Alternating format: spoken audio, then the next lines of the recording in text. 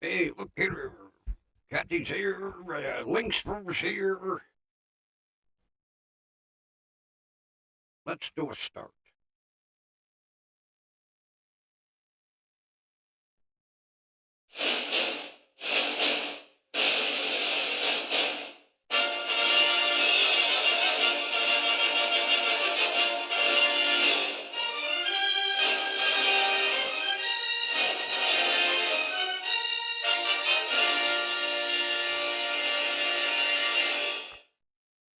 Broadcasting live from beautiful downtown Cleveland, it's station WDWL TV, and me, the grumpy old man, with a guest appearance by the Grumpy Jackalope.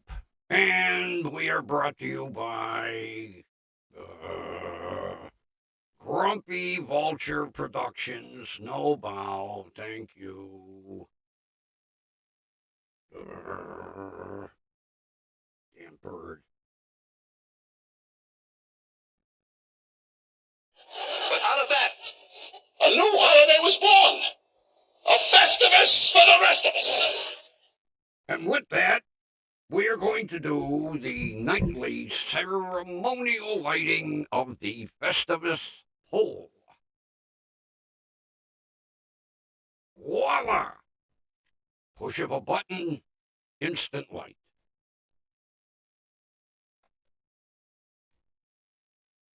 So, how is everybody doing tonight? I actually had a pretty decent day. I had my goddamn early pain management appointment. I told his receptionist, never anything before 1:30. I have to be there at 10 o'clock in the morning. Then he surprises me, goes, we're going to have to do an end of the year piss test.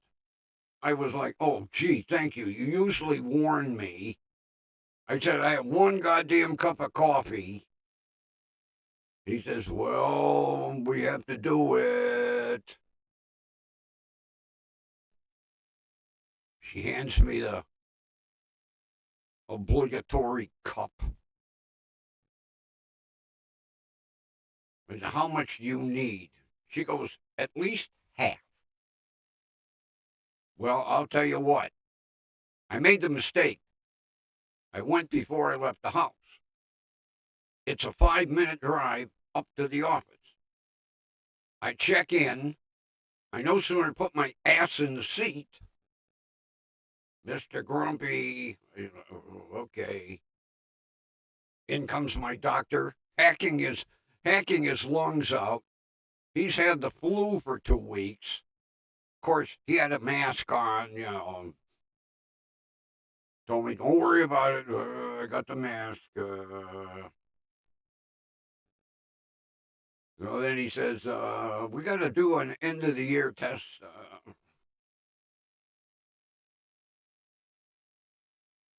I handed her back the cup, just barely half, and I said, that's all I can squeeze out. Sorry.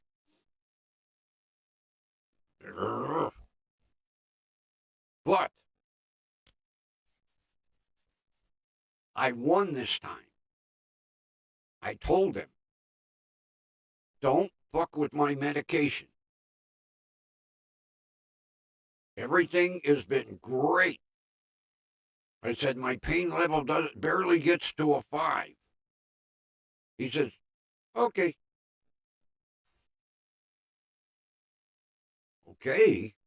I was expecting an argument. He goes, if it's working, It's working, but you know, he says we want to get you off that fentanyl patch completely.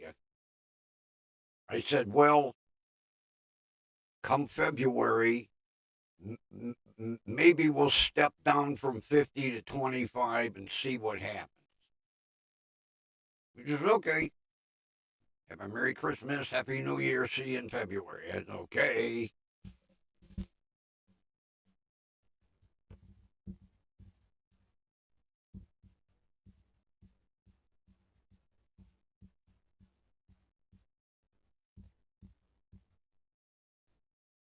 Well, he usually warns me. You know, it's like once every 3 months, and he'll tell me next visit. So I'm slugging coffee like it.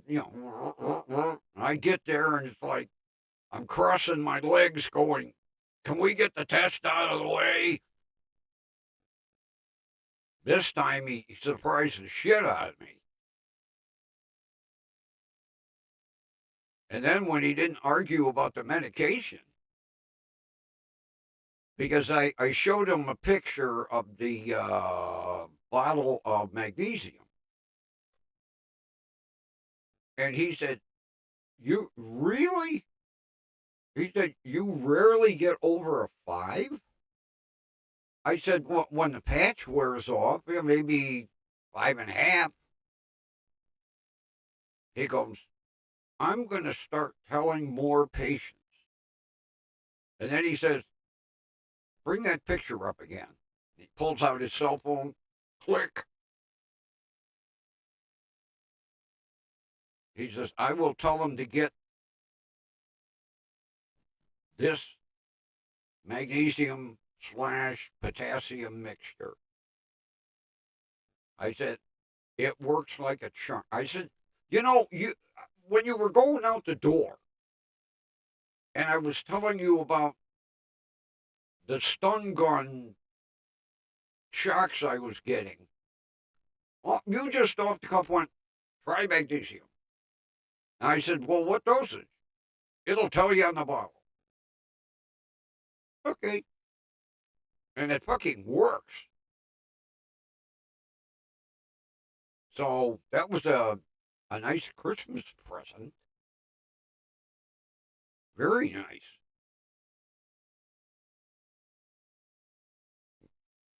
I don't know why my goddamn jaw is so fucking sore. It's like somebody punched me in the mouth.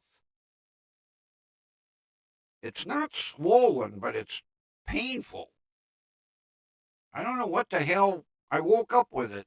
Although I have the sneaking hunch that I might have a fucking infection getting started from crunching down on them kettle cooked chips, because I've got like 4 broken teeth over here that are level with the gum. And I got tired of arguing with the fucking dentist, because I had like 4 visits and they would take out 2 teeth. And the last visit, I told him, "Take all the son of a bitches out." "Oh, yeah, we only want to do 2 at a time so that, it'll heal." No, you just want my fucking copay constantly. That's all. And then my dentist is off for the holidays. I said, "I need some antibiotics." "Well, your dentist isn't here." Then get another dentist to look at my chart and give me a prescription. "I'll have to talk with the other dentists. We'll let you know in the morning." Yeah.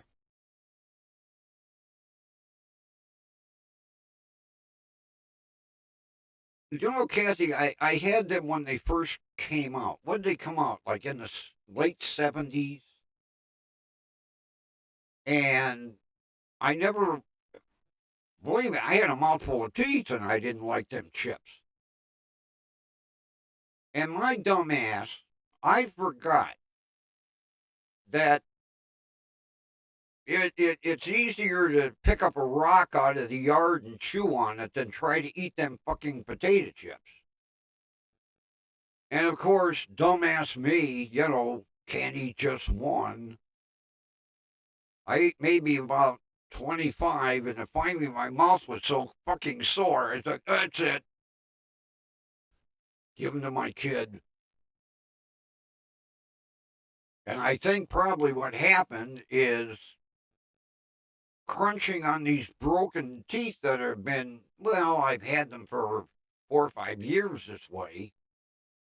And I can eat, but I can eat everything except kettle cooked chips. And I think I got the start of a goddamn infection.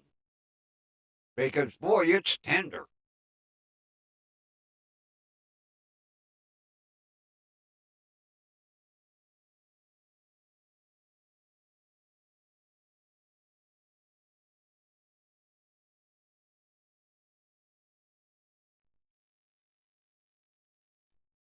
Yeah, I did the year-end cleaning of my fridge last week. There wasn't that much I had to throw away. I'm pretty good at keeping inventory. I think I had one pepper that went bad. You know, Kathy, I have friends. Matter of fact, a year or 2 years ago, my buddy had really nasty teeth, and his dentist pulled all of them in one day, one visit, all of his teeth. My dentist is like, oh, we want it to heal first. No, you want my fucking $50 copay because there's four over here that are even with the gum line, and then I got two over here. So when I don't know why, it's the Metro Dental Clinic. You don't have to have your dentist. Any fucking dentist can work on you. It's like a round robin. I walk in, next available dentist, okay, come on back. Well, I'm gonna wait till after the first of the year. I hope there's a prescription tomorrow, and I'm gonna go in and tell them, get rid of them all. You got six, get them out. I want to be over and done with this shit.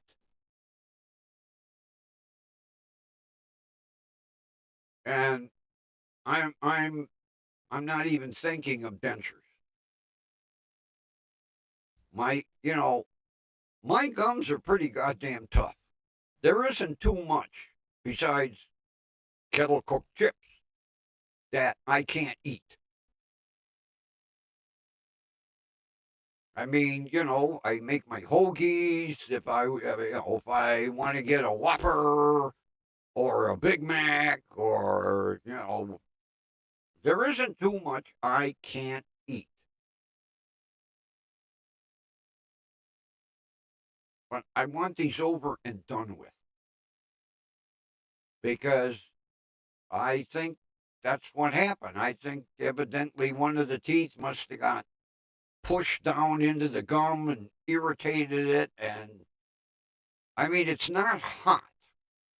The last time I had a tooth infection, oh, my face was like a fucking oven.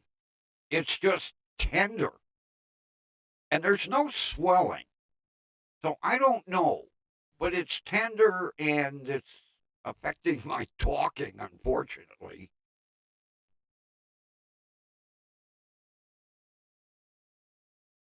So, wait till you see this.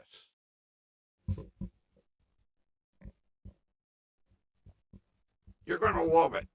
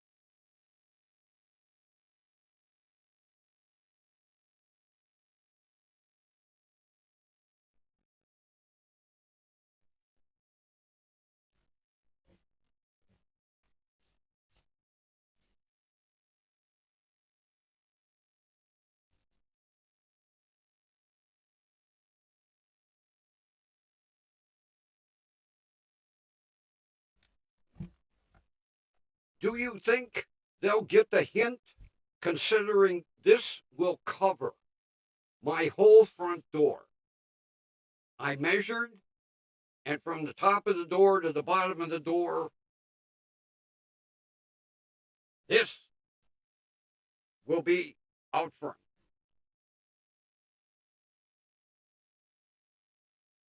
Oh, I'll fold it up later.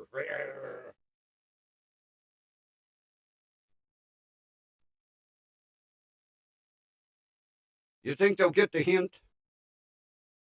when they pull up out front and they see a banner that is the same size as the door?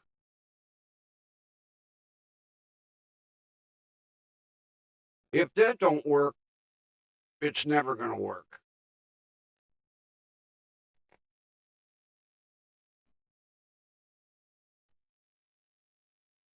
Well, yeah. Can they read English?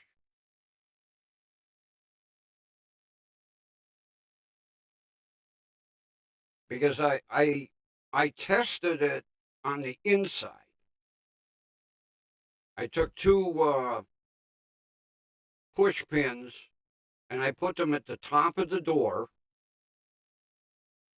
and then I unfurled it, and that banner, I think there's like 12 inches from the top to where it says stop, and then I think there's 14 inches. But I mean, the main part will be within eyesight as soon as you pull up in front of the house. And if I end up with a package on the porch, I hope they stand back when they take the picture to show that banner. Because then I will say, do I have to make it any bigger? What do I got to put one across the front of the house?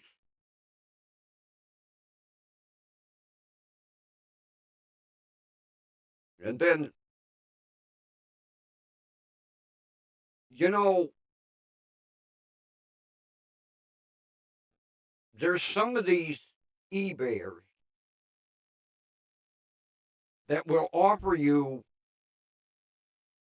free delivery. And then they try to cheat.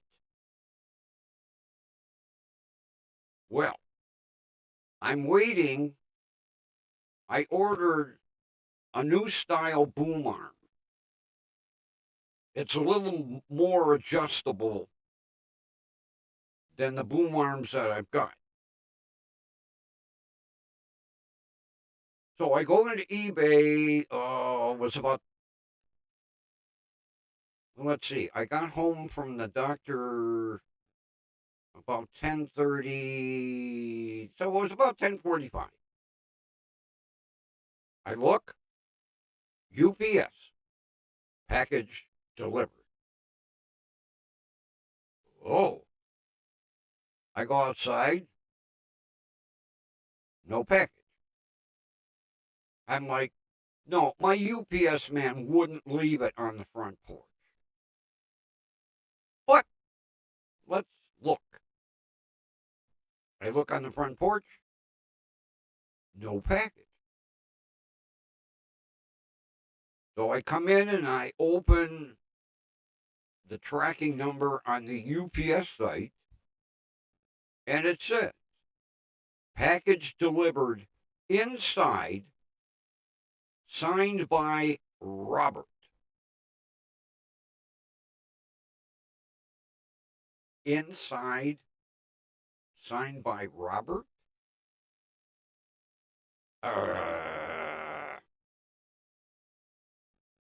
So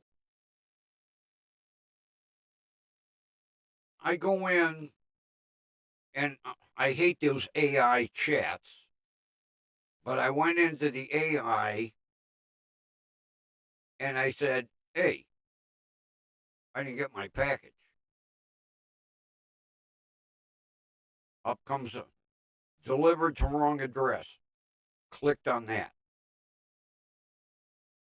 Do you wish to speak to a live customer service agent? Yes. Enter your name and phone number. You will receive a phone call within 5 minutes. Believe it or not, it was like 5 minutes and 10 seconds. Phone rings. UPS customer service. So he said, what's your tracking number? I give him the tracking number. He says, what's your address? Verify. I give my address. He goes, well, you got the wrong tracking number because that package got delivered to a completely different address. I said I got the tracking number right from the seller the day he shipped it. He said, well, evidently the seller is trying to cheat and use the same number twice so he doesn't have to pay. So I messaged the seller and I said, hey, I didn't get my package. The tracking number is bogus. Please respond ASAP. Now, the shipper is out of Connecticut, Eastern Standard Time. I wait until 5 o'clock and I don't get a response. So I message back. I'm tired of waiting. I'm tired of being patient. First thing in the morning, I am filing a dispute with PayPal and eBay unless you immediately refund my money. We'll see what happens.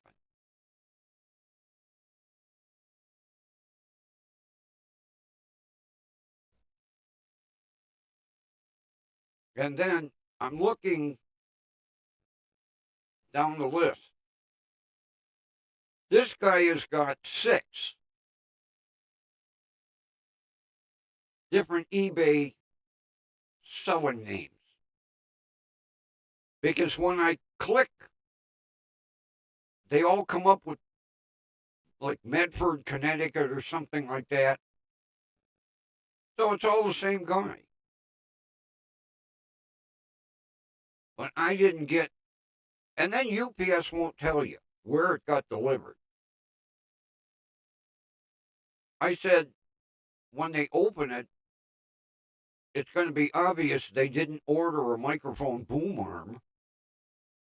Well, maybe they'll ship it back to the seller. I said, yeah, and maybe they'll just throw it aside and say, screw this.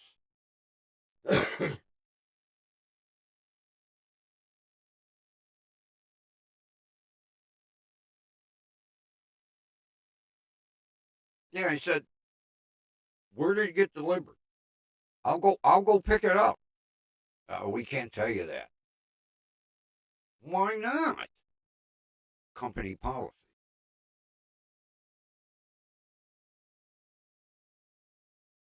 I guess they're afraid I'd go over there and kick the shit out of the guy.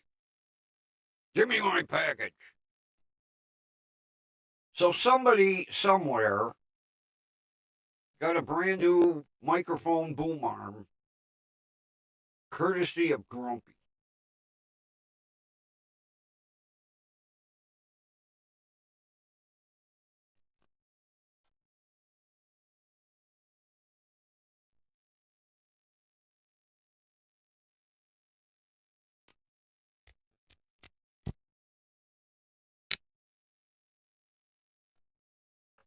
Oh, last night, Kathy, did I keep saying champion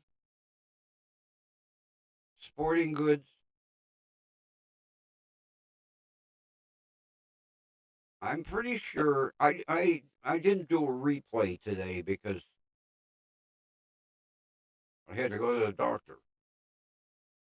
But I'm pretty sure I kept saying champion.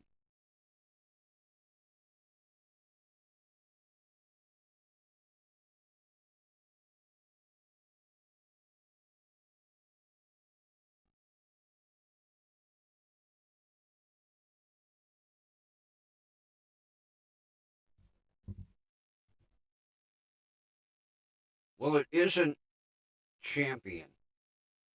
It's Columbia.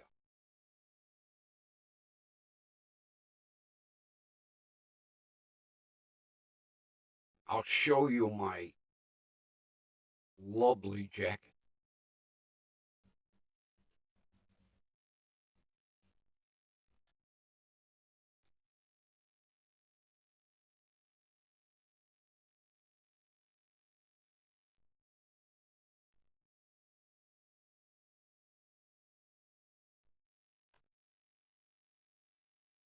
On the front, we have the Salt Lake 2002 NBC Olympic patch. Columbia Sportswear. And now for the best part. Oh, oh, oh, oh.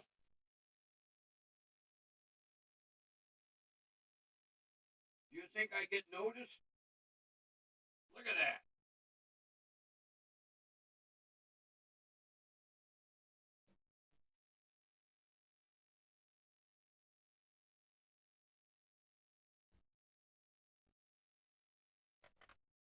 I love that jacket.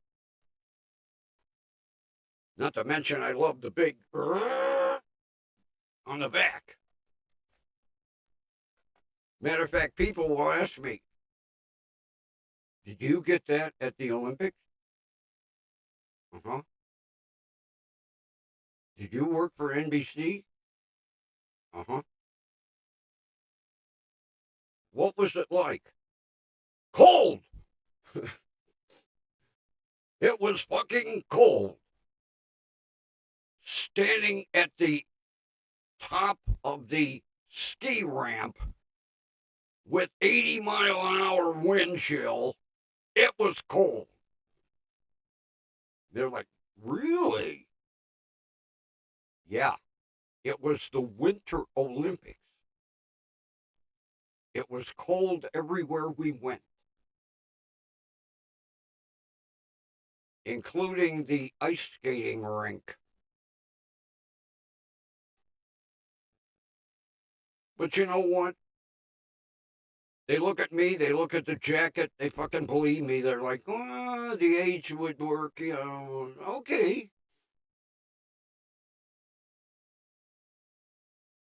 Every time I wear it, were you there? Why, of course. Did you work for NBC? Yeah. What were you? A cameraman. Really? Yeah, really. What was it like? It was fucking cold. It's the Winter Olympics. You're standing outside with a fucking camera that freezes to your face. Your hands are numb, your feet are numb, but you can't say a bad word.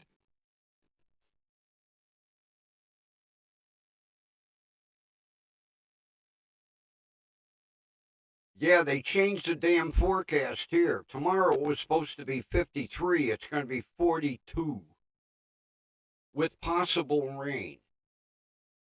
And then Monday it's going to be 24. I'll be wearing that jacket.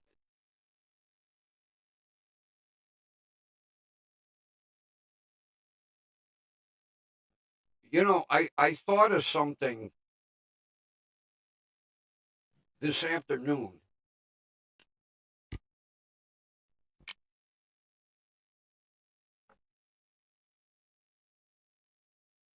Somewhere. I have an NBC microphone flag.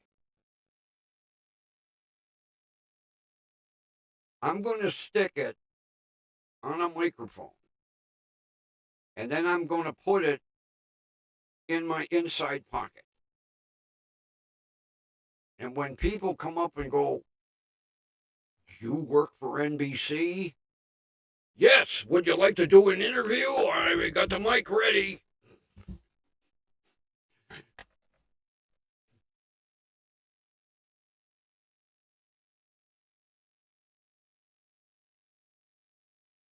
Or walk around like in a store. And the price of watermelon is now up 5 cents a pound. People be looking for a camera. Where's the camera? He's talking into a microphone. Where's the camera?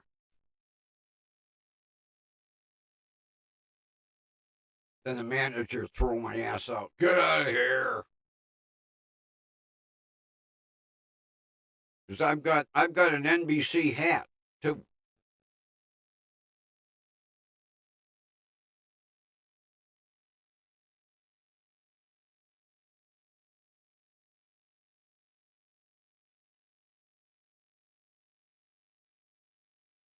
Yeah, man on the street interview. Yeah, people be looking for the camera. I'd say, didn't you ever watch Candid Camera? And then point. The camera's over there. People be, where? It's hidden. How do you think we do these shows? When's it going to be on? I don't know, a couple of weeks.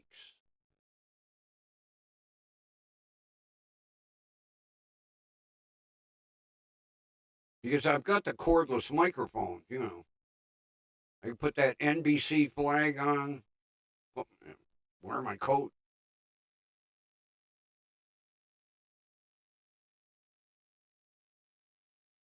Now, I can't get away with that with any of my friends because they know I wasn't at the Olympics. But these young kids nowadays, were you there? Why, yes. What'd you do? Cameraman. Oh, what was it like? Fucking cool. Does that answer your question? It's the Winter Olympics. Wasn't the summer. You're outside, wind blowing, snow, cold. You get back to your motel room, takes you 8 hours to feel your feet. Then you got to get up, go back to work again. I wish he would have given me the boots, although him and I didn't wear the same size. You should have seen. I can't remember what manufacturer they got the boots from. They were like Arctic boots. He wouldn't give me those because they weren't purple. Same thing. He wouldn't give me the insulated gloves that he had too. Oh, they outfitted the shit out of them. You know, slacks, shirts, the coat. He had a hoodie. He kept that because it wasn't purple. And the Arctic boots, the insulated gloves. He had a visor. What I don't know what they.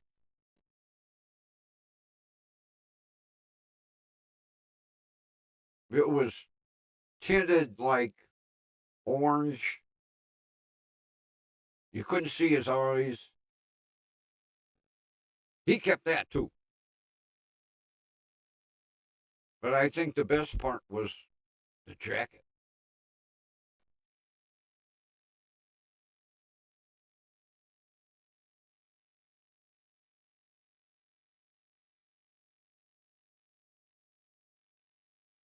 Yeah, I walked over to get it off the door hook, and I was like, "This ain't Champion. It's Columbia."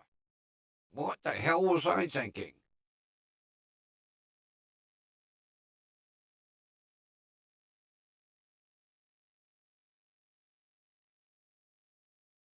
I'd like to find out what NBC paid for that jacket. I guarantee that wasn't cheap, especially with the expensive embroidery that's on it. You know, I bet you back in 2002, it was $150, maybe 200, and the boots. God, the boots had probably be $100, if not more, because the Arctic boots were the same boots that the military does their cold weather training in up in Alaska.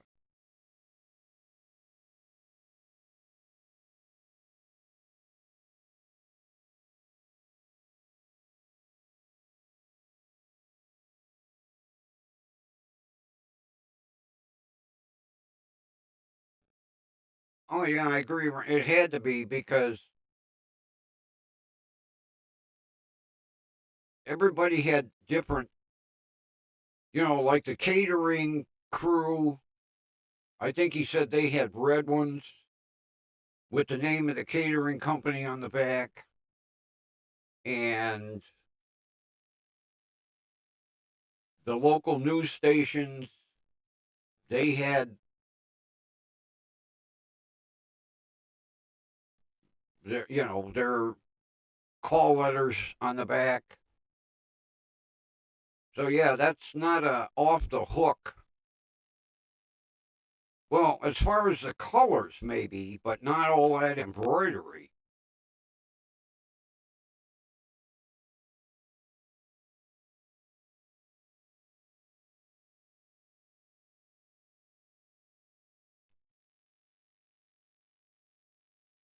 I have, I'll have to look. I used to. Don't take my word for it. I used to have several Sprint nice knit shirts because I worked for a cell phone company for a while, an independent, and we had Sprint, we had AT&T,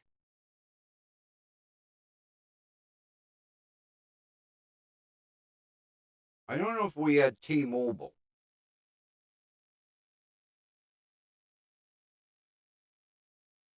But Sprint would come in and they would, all right, what size you, what you, and then the following week they'd come in with a bunch of shirts for you and all kinds of Sprint shit, keychains and you name it.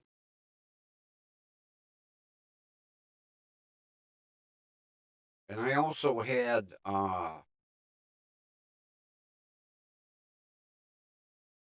I still have my Staples. I worked for Staples for a while, part time. And I never turned in all the shirts. I think I had 5. I turned in 3 and I told him I lost the other 2. He just looked at me like, yeah, right. It's all I could find. Sorry, here you go.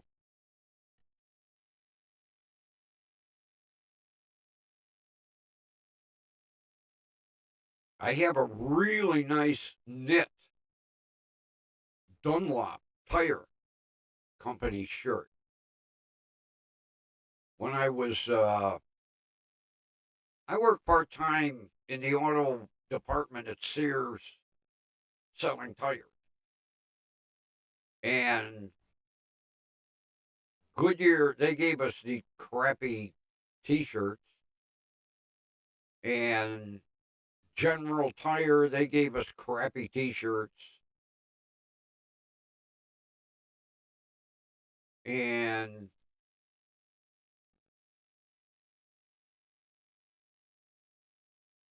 I can't remember Kelly Springfield, they gave a t shirt. But Dunlop come in with these really nice knit. If I remember, I'll dig it out of the closet.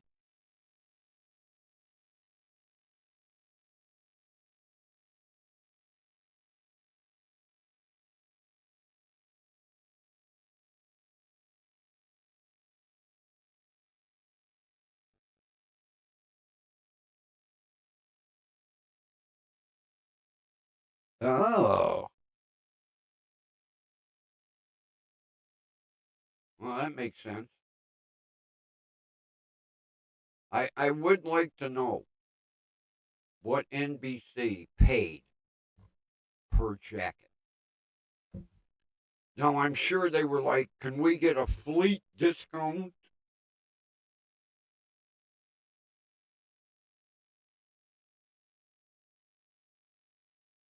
I think at the time, that was the largest amount of money paid for the rights to broadcast the Olympics. I know it goes up every year,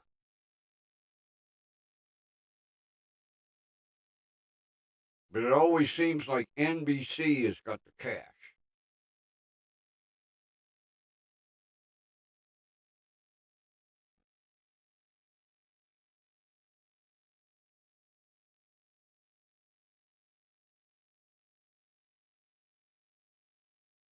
Matter of fact, I think I kept a couple of Sears knit shirts because we would all, you know, one night I'd wear Sears, one night I'd wear the Dunlop. I didn't wear the T-shirts because to me that didn't show professionalism. You know, you're selling a customer a car product that their life is riding on, and standing there in a T-shirt, you know.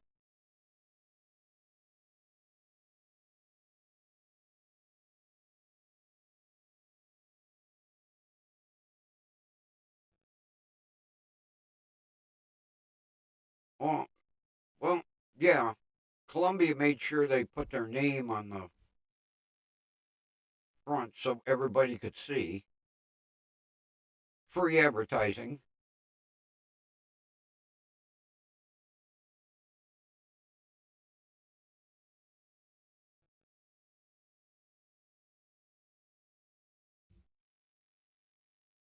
But I can't believe my buddy gave that thing away.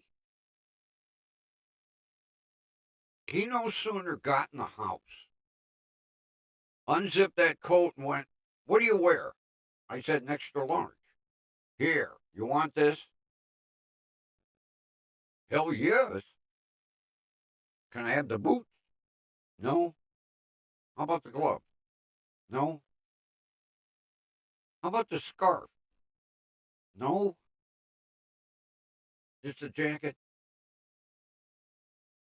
"Okay."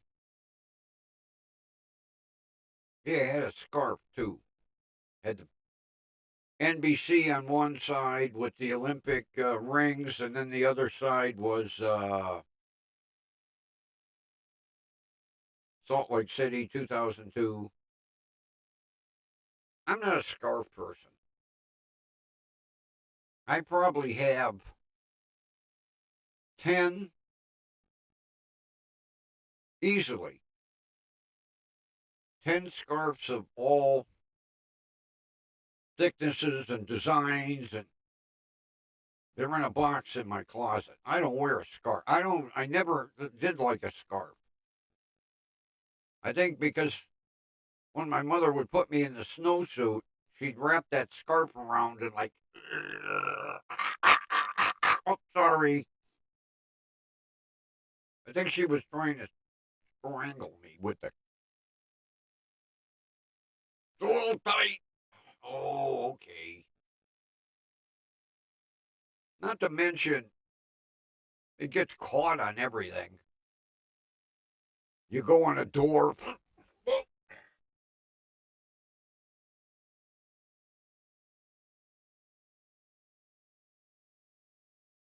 Like you need a scarf out there.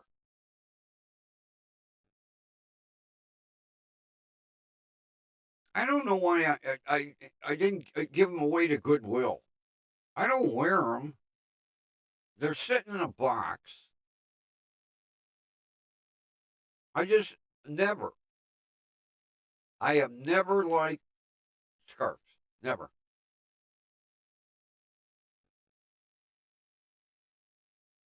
I'm like, why wear a scarf when you can, button the top button on your coat and seal the wind from coming in?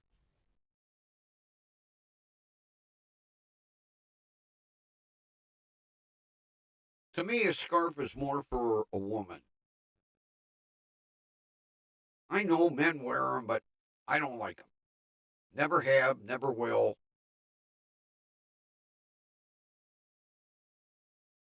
And I got some nice ones.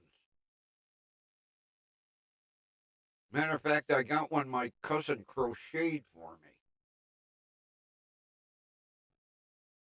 It's too thick and too heavy.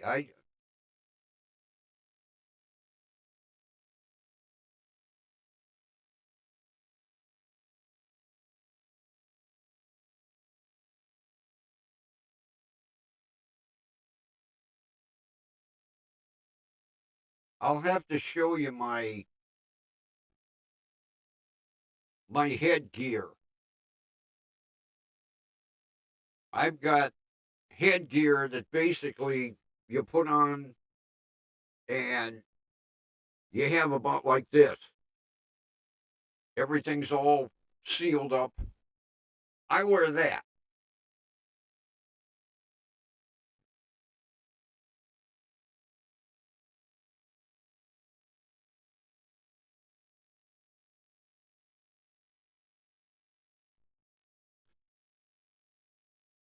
I would think that this one is probably a $200 one. Just saying. With the embroidery on it and everything, I think that was a $200. And back in 2002, that was big bucks.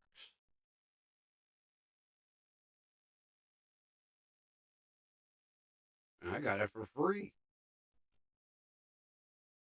And people think I went there. And I lie and tell them I did. Just the young kids.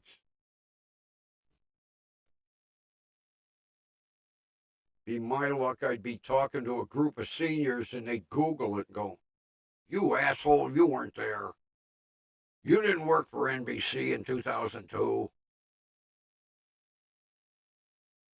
All right, I fibbed. But it was cold. You could see that.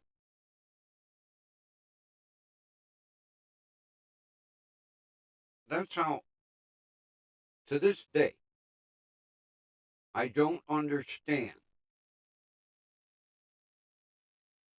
female figure skaters that wear them little flimsy costumes. That's got to be cold on that ice. Although I'm sure adrenaline is pumping. But you see some of them, they're like silk, satin.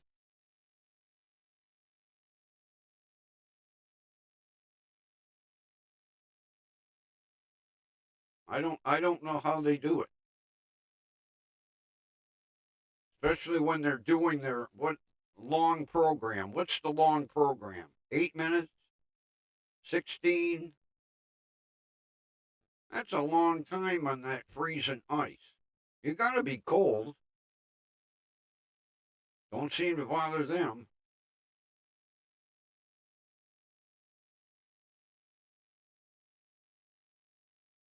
Although most of them start when they're what, 8, 9, 10 years old, so they're conditioned.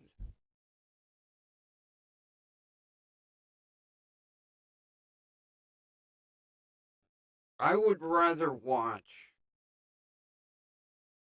the women's figure skating than the women's gymnastics.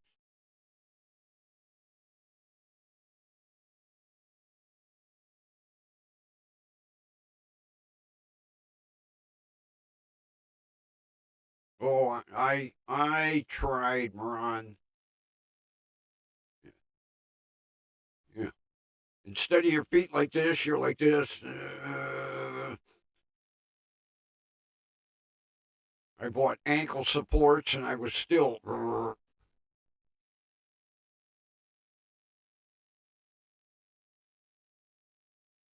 I get amazed watching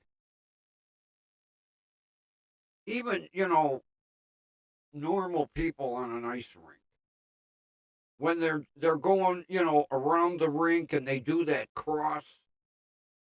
First time I tried to cross like that, I got my skate caught in my toe and fell on my face. Some people make it look so easy.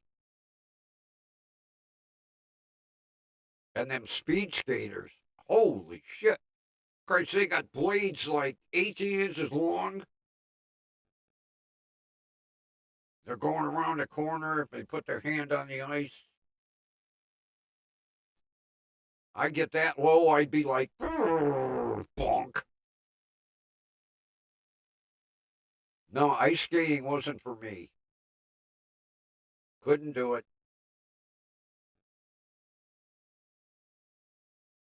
I tried. Couldn't do it. Didn't like it. Too cold.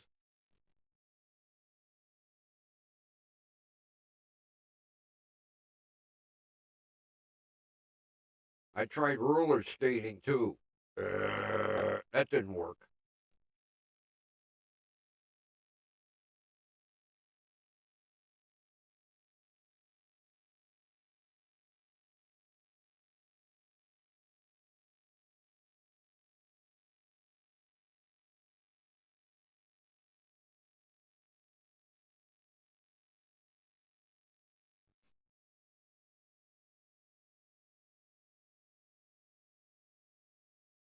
Yeah, yeah, I tried my hand at roller skating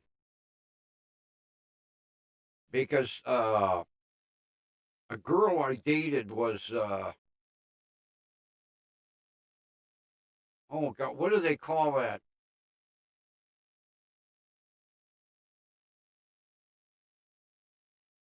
I can't think of, it's not competition. Pardon me. You got two teams, and like one has to get through the second team in order to score a point or something. What do they call that? Roller derby. Yeah, I dated a girl that, I'm trying to think what her position was. Jammer. I think she was the jammer. All I know is them women were fucking tough and mean and kicked the shit out of each other. She had more goddamn black and blue marks all over her. I think she was the jammer. I might be wrong.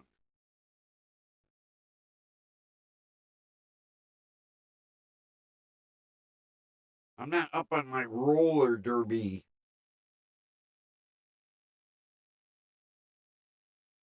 Oh, Kathy, when I would go and watch them, as a matter of fact, the first night that she invited me to come watch a match, about 5 minutes into the match, I said to myself, I ain't never gonna fuck with her. She'll kick the shit out of me.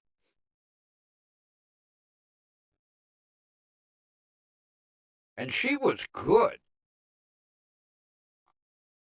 Google and see if Jammer is one of the. All I know is she was elbowing people in the fucking chin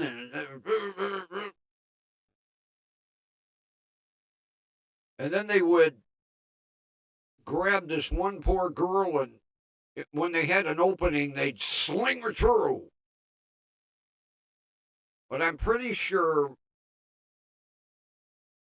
she was okay. I seem to remember she was a jammer. Man, I was watching her. Oh, and then they'd get really pissed off and holy shit, the action would really start. Somebody get an elbow in the chin then the riot would be seeing them at work. Like one was a legal secretary, wore a nice dress to work all the time. One was a store manager, and another one worked for like a design firm. And you would see them leave work and go, wow, what a knockout. And then you'd see them kicking the shit out of each other in a skating rink. And, holy shit.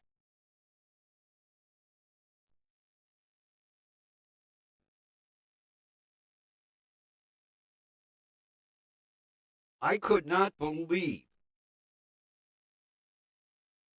how tough.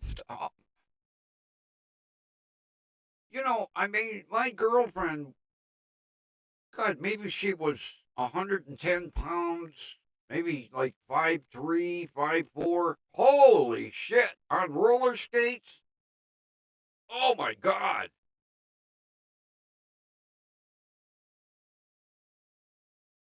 I saw I saw a side of her personality I would never want to see at home.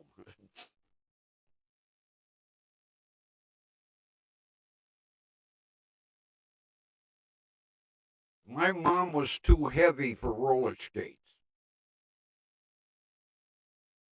Believe me, back in the day, Ron, female wrestlers weren't, you know, Victoria's Secret models like they are today. My mother was rather chunky.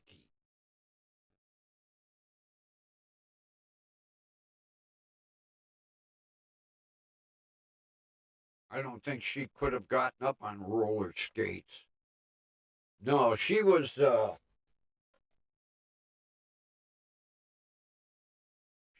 too plump to be a roller derby skater.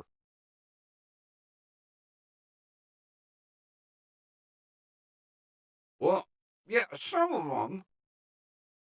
I mean, they had a couple of big girls on their team, but like I say, my girlfriend at the time being a jammer, and maybe she weighed 110 pounds, maybe. See her out there elbowing people in the fucking chin and in the chest and knocking people down. And they'd get up and they'd be really pissed off, and then the fight would start, and the referee'd have to come in. You go over there, you go over there. Penalty.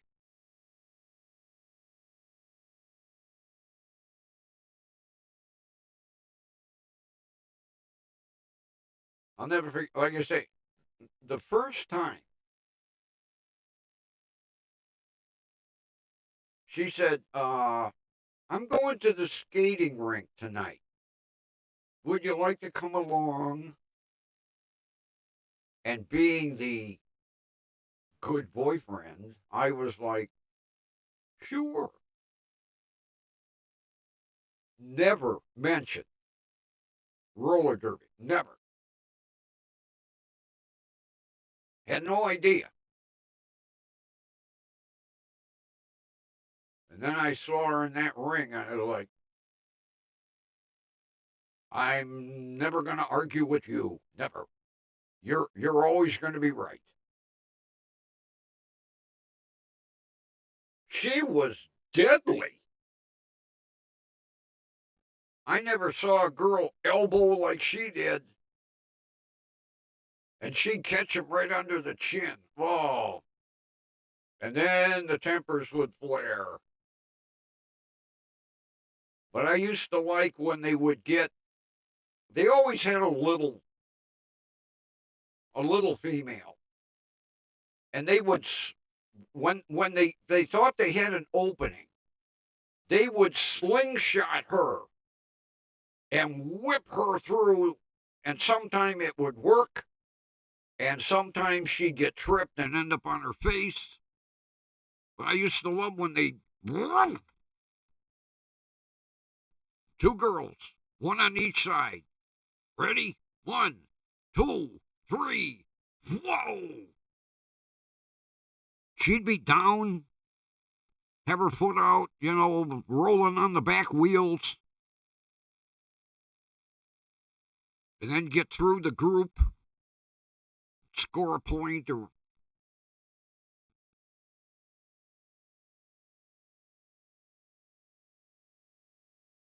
because after the first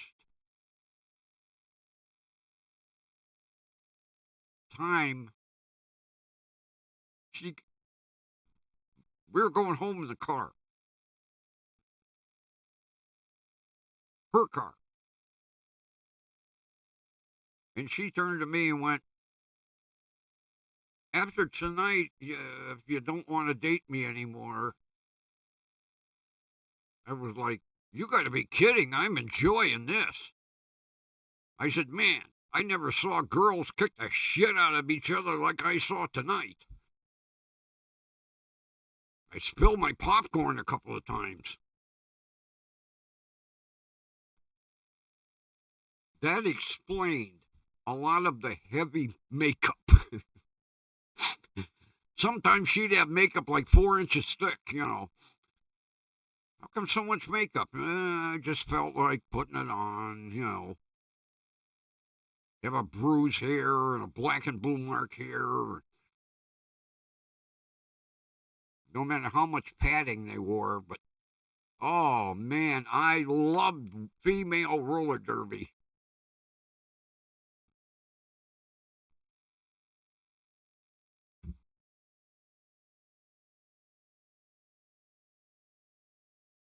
I couldn't wait. I think it was Wednesday night.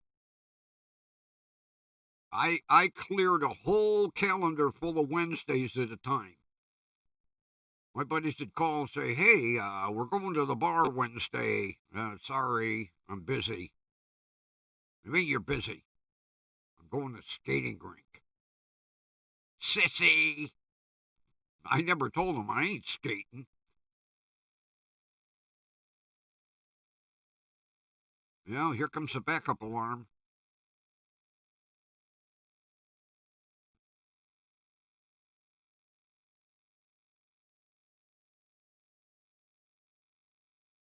He was driving the small wrecker for quite a while. And the small wrecker don't have a backup alarm, but the fucking flatbed does.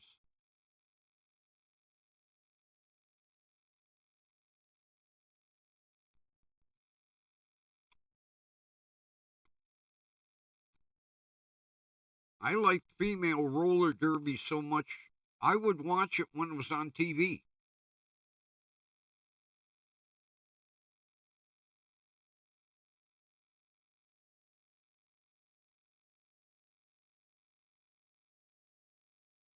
I like the legal secretary,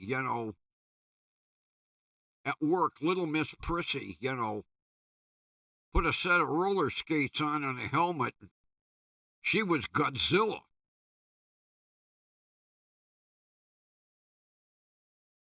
I told her, I said, when I saw you in the office, I couldn't picture you there in that ring.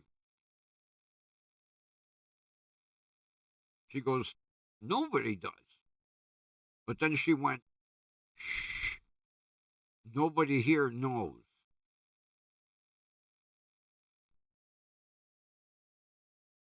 I was like, I'd be telling everybody. Guarantee nobody be hitting on you.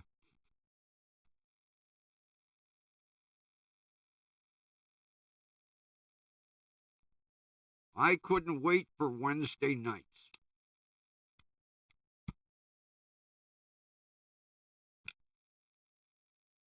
And then they would rotate rings. Like, well, any sport.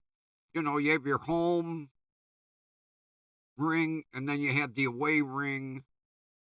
And they, like football and baseball players, they had different uniforms.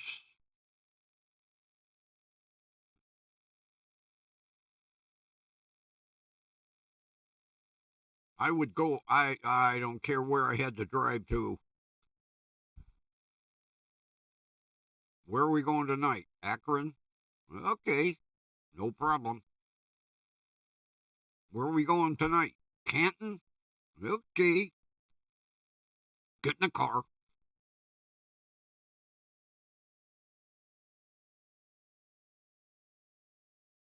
And I can't remember how long a match lasts. Was it half hour? I don't think it was an hour.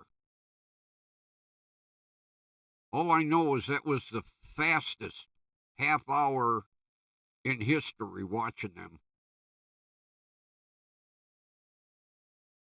I used to love when they take the littlest one and fling her. And every now and then, the opening would close and she'd run into somebody, go sliding on her ass, get right back up, get into it.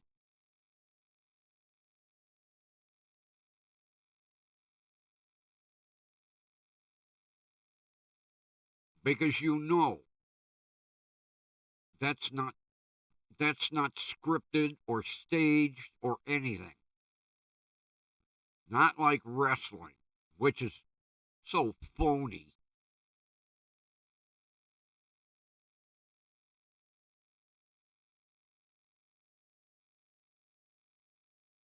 I don't even know if they have any. I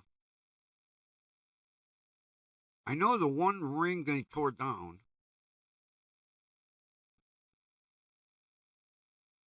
I think it was called the Carousel. It was right at Ridge and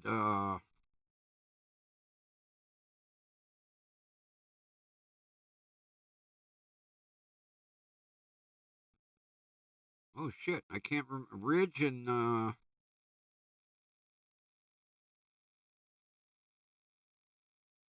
West 65th maybe.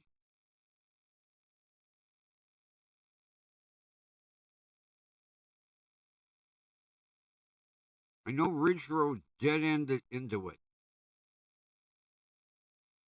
but I think it was called the Carousel. When skating kind of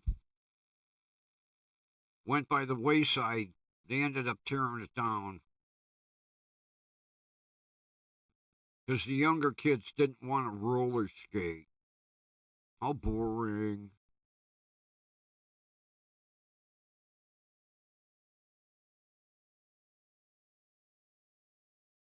They don't realize what they're missing. Not that I could skate worth a shit,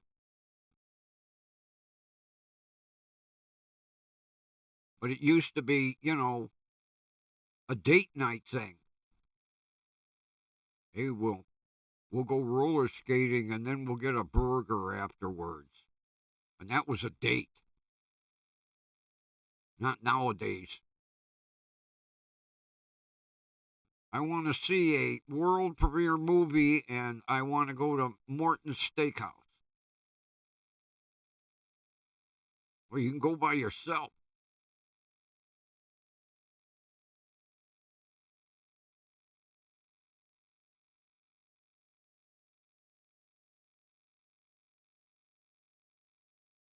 And there used to be skating rinks everywhere back in the day, like movie theaters.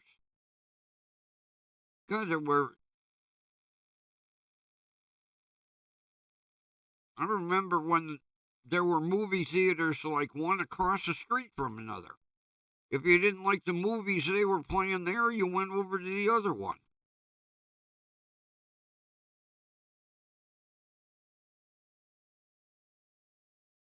Then they ended up closing down, tearing them down.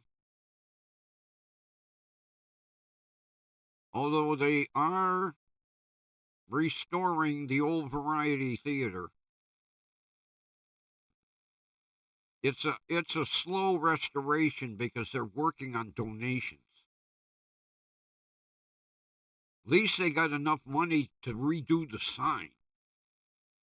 That sign is impressive. They did the sign and the marquee.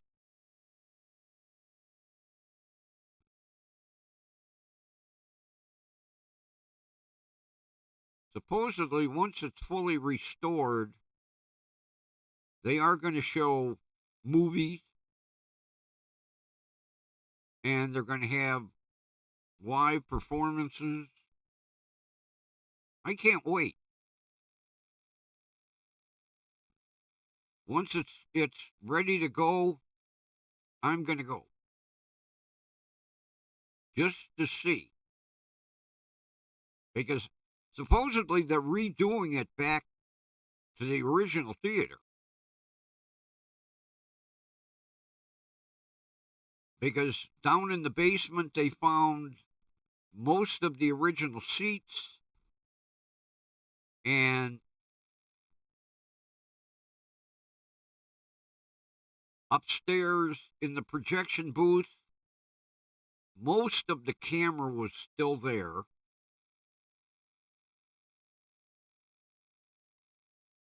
And there supposedly was a group restoring the original, what the hell were they, 16 millimeter?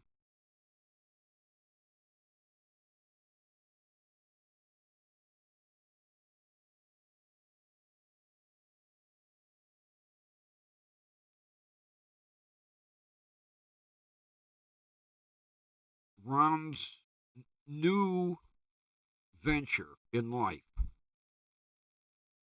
Former attorney, now songwriter.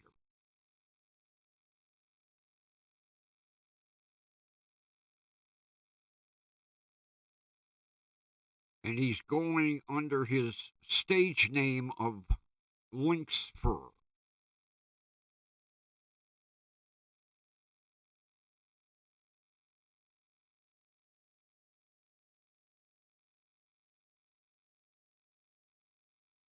I like somebody who has never lived in the city is going to write a song of, it looks a lot like Cleveland. If anybody would be qualified to write it, it would be Kathy. At least she lived in the area.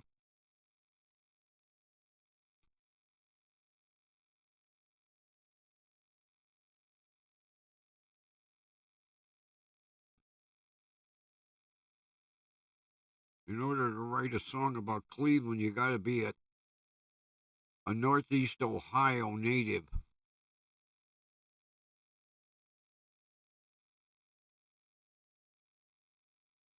Although I'll be interesting to see the lyrics.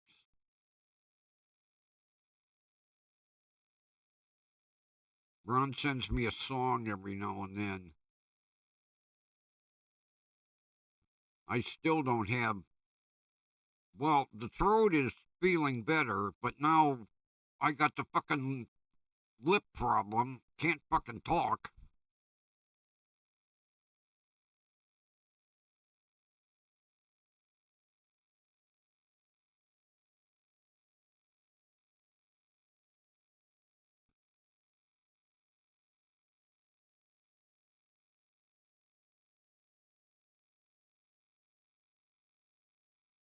Oh, you could probably write comedy, Ron. You've written some funny stuff.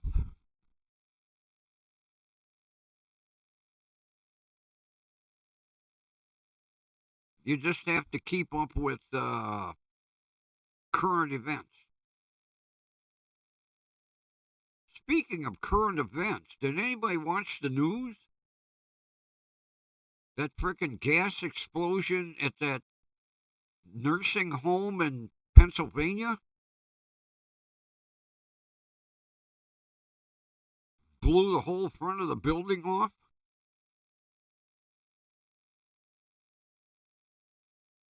As of the 5 o'clock report, so far they had like 4 in the hospital, but they're really not saying much more.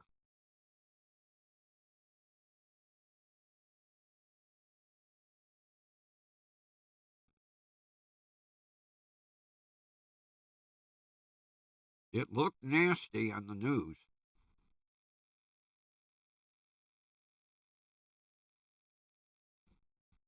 It's, I wrote it down here. Hold on.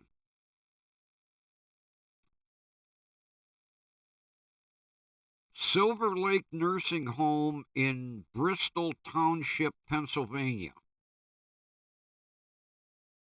The explosion happened at 2:20 this afternoon.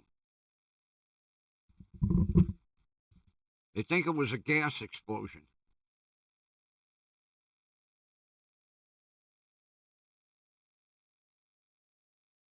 Although they were saying that most of the damage was towards the front of the building, which had offices. But it also caved in the cafeteria. And they weren't going too much farther than that.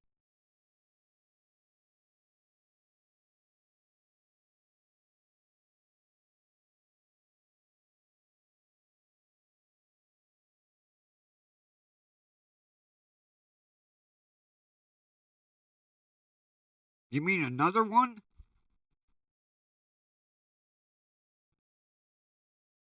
God, that crash with Greg Biffle's jet, man, wiped out his whole family and everything. God damn. That's sad.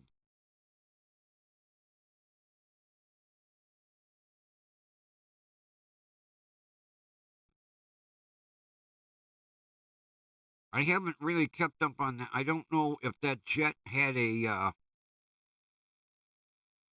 set of recorders on it, because that jet no sooner took off and it couldn't really gain altitude. And they circled around to come in for an emergency landing. And right now they don't. Well, I didn't get the latest update. Why the damn plane overshot the runway, and that's sad.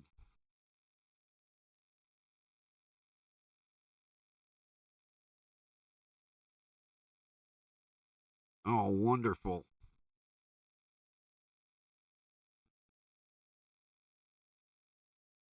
See, that's why they the government should make it mandatory to retrofit all these planes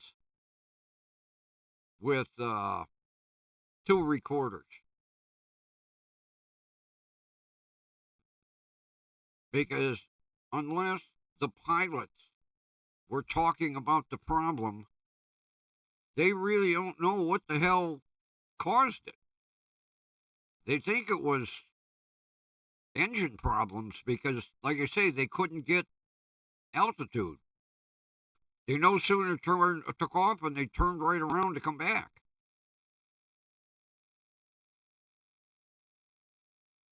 And I don't think the pilot declared an emergency.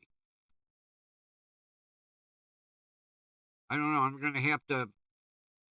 There's several, like Captain Steve. He's doing an update on it, and Blancalario, he's doing an update on it. I'm going to have to go watch the updates. Well, Captain Steve going to be retiring soon. Going to hit that mandatory retirement age, and he don't want to retire. He already said, they need to up the age because we're losing a lot of pilots.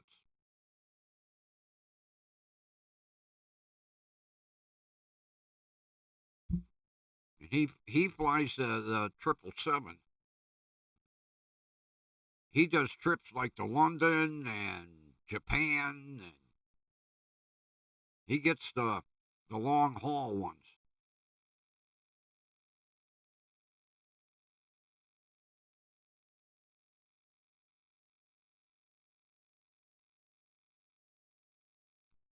Yeah, I saw it, and I don't know. I got sidetracked, Ron, because I follow him religiously. And Blancalario's pretty decent too. I like him. Juan Brown, Blancalario.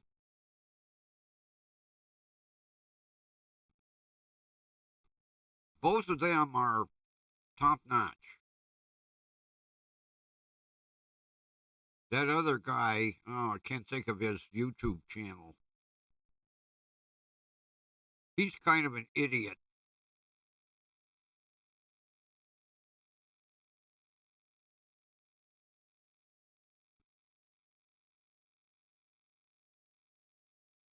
Not to mention he talks so goddamn fast you can't understand him.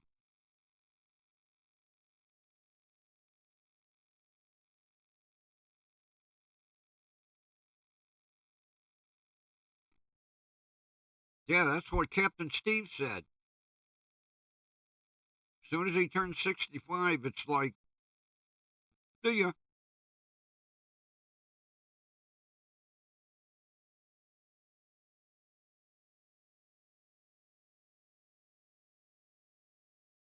And I know he's been writing a lot of letters to get the age bumped up to like at least 70.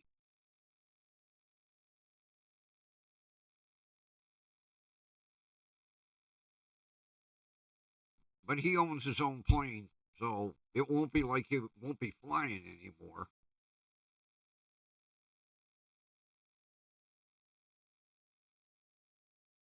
Yeah, he can fly private, like his own planes. He owns a couple.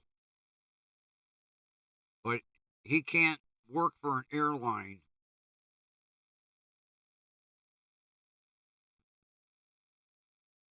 I don't even think he could work for like rental jets. I think he's done.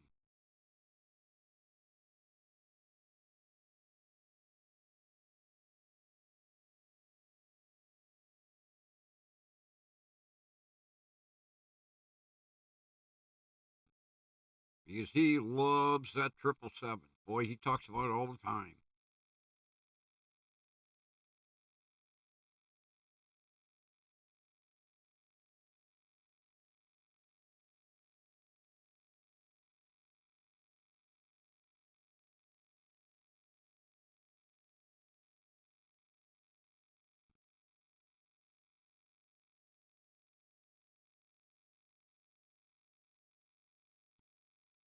I'm going to make me another gourmet Italian sausage sandwich tonight. I have 3 more pieces of Italian sausage, and the baguette will be perfect for 3 more.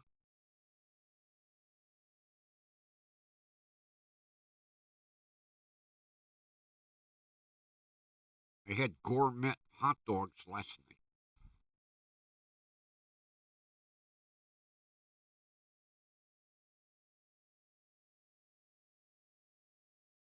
I had, well, I put my fancy. One of these days, Kathy, I'll have to show you the mustard that I use. I can't think of the name right now. I put the mustard in the bun and shredded cheese. Got the hot dog out of the broiler, put it in on the shredded onions, relish, horseradish, Cholula hot sauce, and chili sauce. I made a mess of my shirt.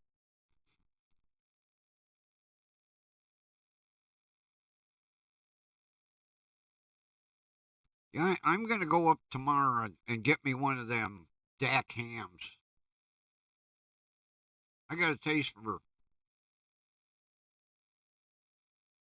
and that ham is perfect for 2 meals. Make a meal and make some ham sandwiches. I got 3 in the freezer.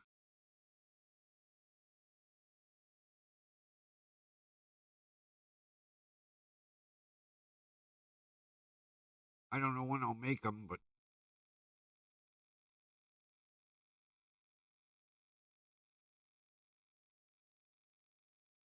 because the next one I make, I want to make a little different.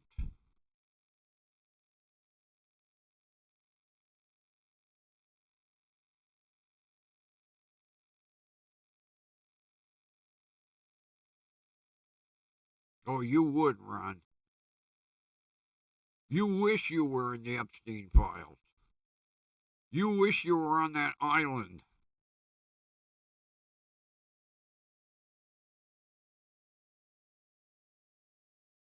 Although Prince Andrew is really regretting going to that island. Especially when he got caught with that underage girl, all them pictures.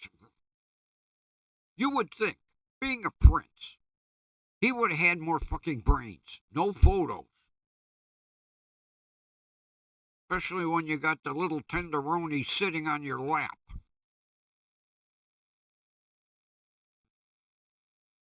King Charles isn't too happy with his brother. I think they disbanded him or whatever. They took away his princedom and his dukedom and moved him out of a castle he was in and put him in a smaller castle somewhere. They're trying to hide him away.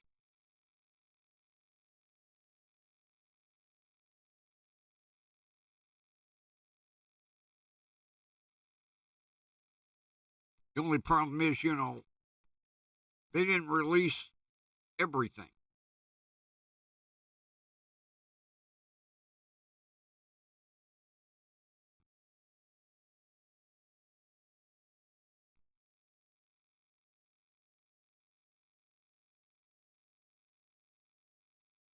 Yeah, that cut him off from the big money.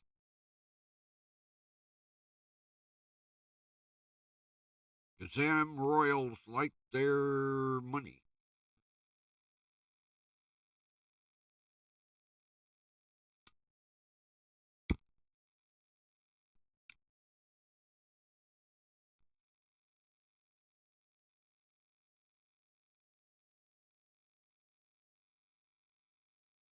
I saw a news article recently where I guess Prince Harry is kissing a lot of ass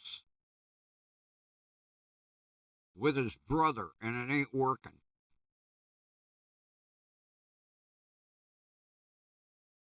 He did have a sit down with his father, but so far his brother don't want nothing to do with him.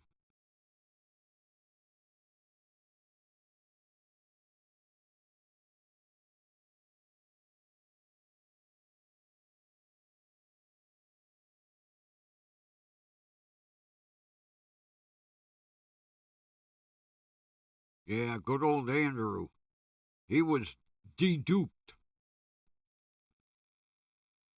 Now he's the Duke of Nothing.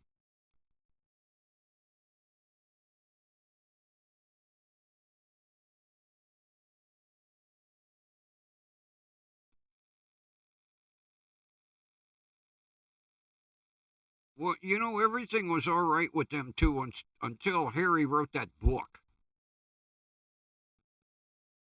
And he was not nice to his brother in that book. And what did he think? That his brother wasn't going to read it?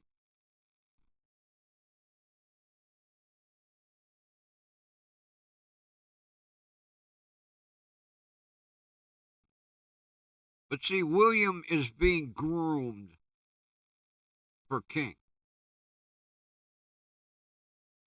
I really think that Charles in 2026 is going to step down. Because I think his health is worse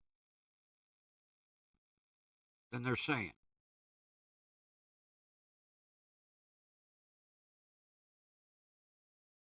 I got, it's just a gut feeling, but I think they're grooming William, and then, what do they call it? Abdicate. Charles is going to abdicate the throne.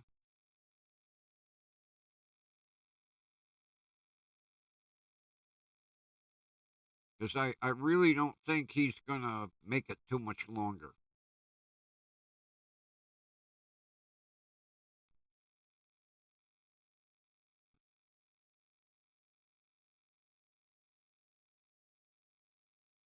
And Princess Catherine will tell Queen Godzilla, step aside.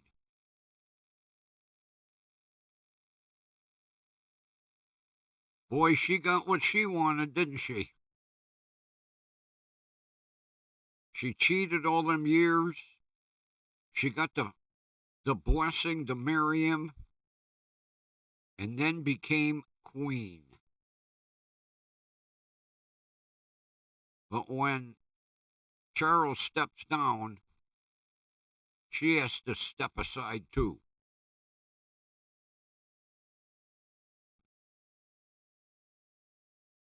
And I don't care what anybody says. That is one ugly woman. I don't know what the hell he saw in her. I just.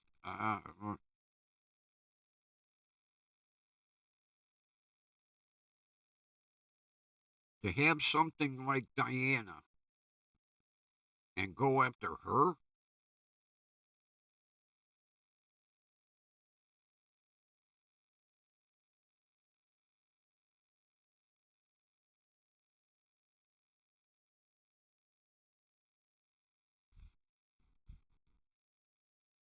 And both of them were cheaters. He cheated on Diana, she cheated on her husband.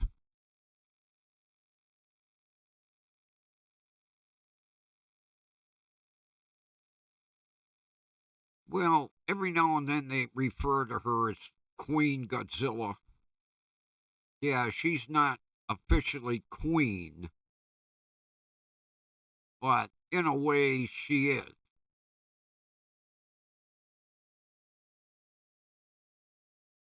But not for real.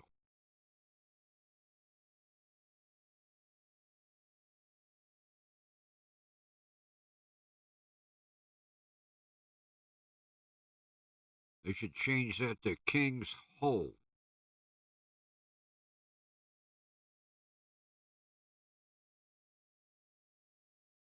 I mean, yeah, she's not queen, but she gets treated that way.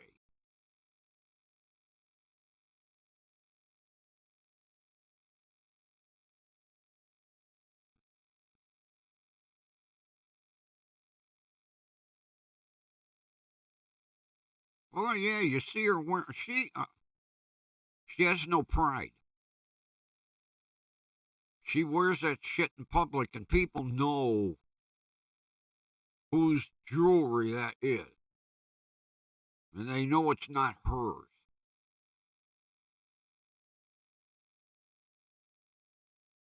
When Elizabeth died, all that jewelry should have gone to a museum or gotten stored in the castle under lock and key. But no, Godzilla came in and went, oh boy, these earrings.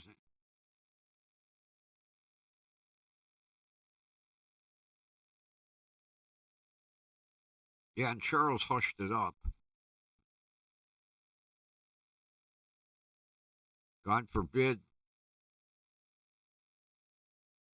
the public would know that she's a thief.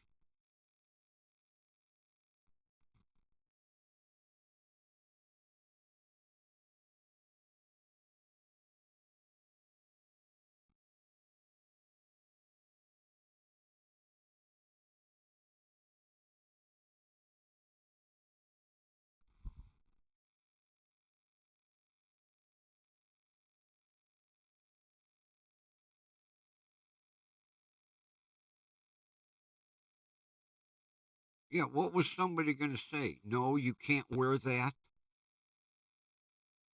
Charles would be like, hey, she can whatever she wants.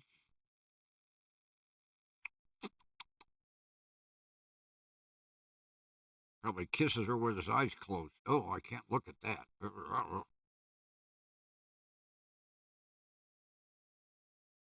I do not know. She was never a pretty woman. I don't understand what he sees in her.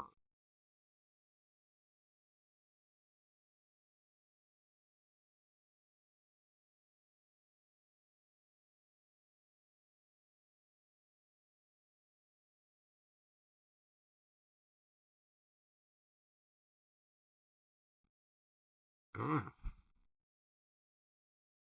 I get chills just thinking of looking at her.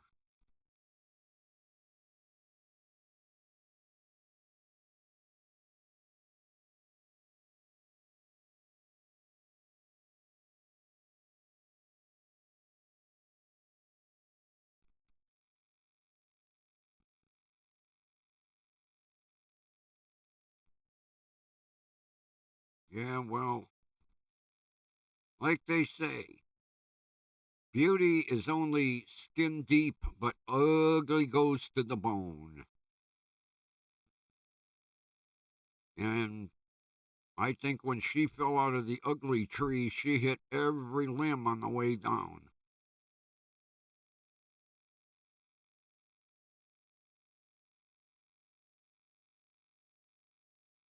Yeah, but it wasn't hers. Not like she earned it.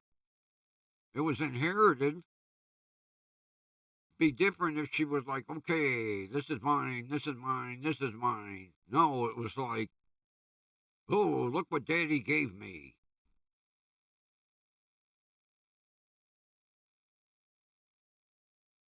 Yeah, she came from a big buck family, aristocracy.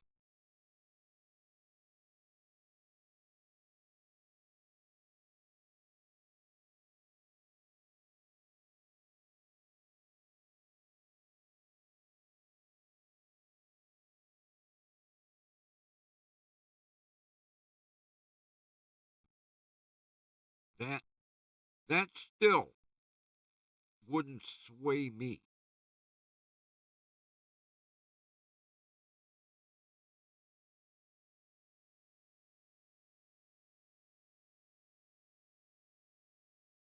But Charles is stuck with her.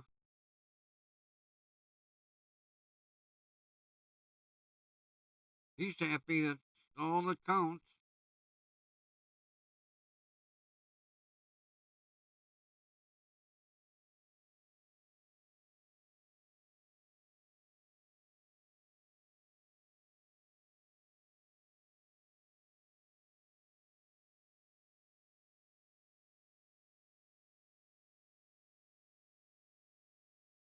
Little late, Ron. Boy, I take my medication by clockwork, man.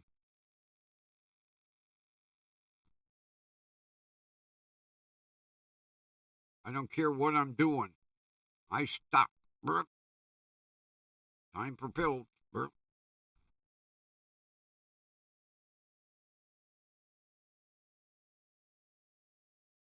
Because when I get out of sync with mine, it's tough to get back in that groove.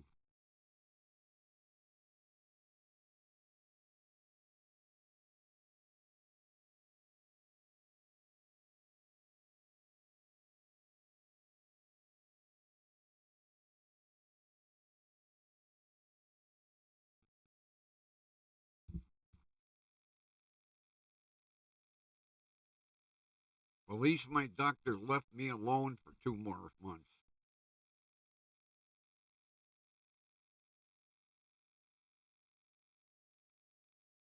It's like I told him, come February, we'll discuss dropping to the next level.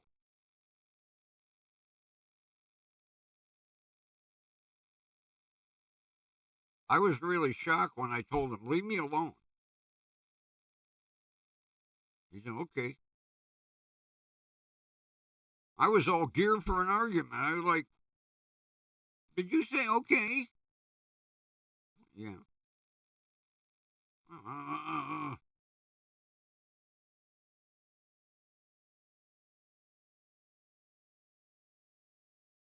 yeah, when I sit down here in the morning with my coffee, all my it looks like a medicine cabinet over here next to the console. I line all the pill bottles up.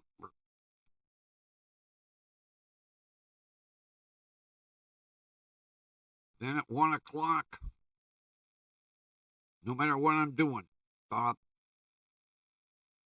If I have to make a fresh cup of coffee, I make a fresh cup of coffee. Then right after dinner, my pills are on the nightstand. Hurt.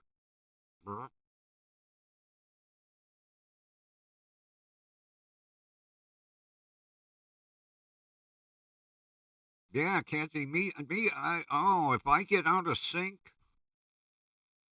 and then when I start to feel miserable, oh my God. I've finally gotten to a point after 20 years of feeling like a normal human being.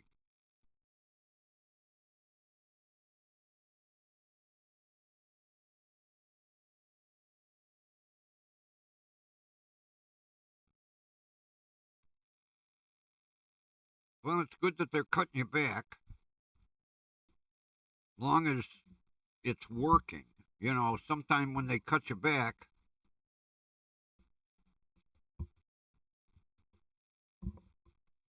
but my doctor was shocked when I told him, boy, that magnesium is working, man. It's doing its job.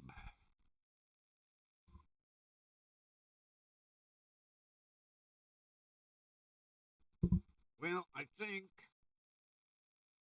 since I have some cooking to do,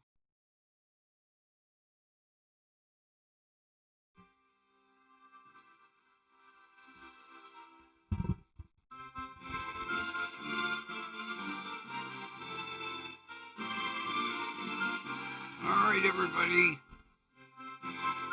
Thanks for being here. Been another fun night. And we will meet again right here tomorrow night. And with that, everybody have a wonderful rest of your evening.